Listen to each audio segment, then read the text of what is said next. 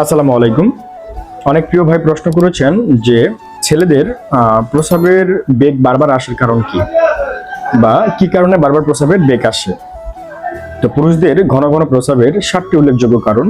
তার ভিতরে প্রথম যে কারণটি সেটা হচ্ছে প্রোস্টেট গ্ল্যান্ডে বৃদ্ধি, অর্থাৎ বিনাইন প্রোস্টেট হাইপারপ্লাসিয়া বা বিপিএইচ।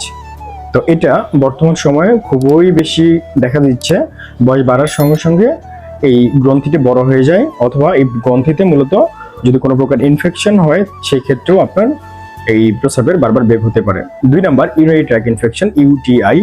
তো এই ইউটিআই থাকলেও আপনার প্রস্রাবের বেগ বারবার হতে পারে। 3 নাম্বার ডায়াবেটিসের কারণে হতে পারে। 4 নাম্বার কিডনির রোগ বা পাথর, কিডনিতে যদি পাথর থেকে থাকে সেই ক্ষেত্রে আপনার প্রস্রাবের বেগ বারবার হতে পারে। 5 নাম্বার অতিরিক্ত পানি বা ক্যাফেইন গ্রহণ।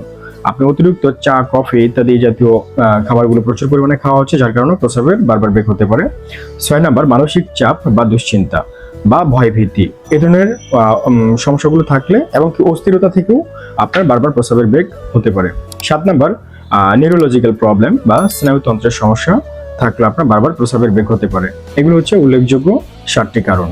ভালো থাকবেন। আসসালামু আলাইকুম।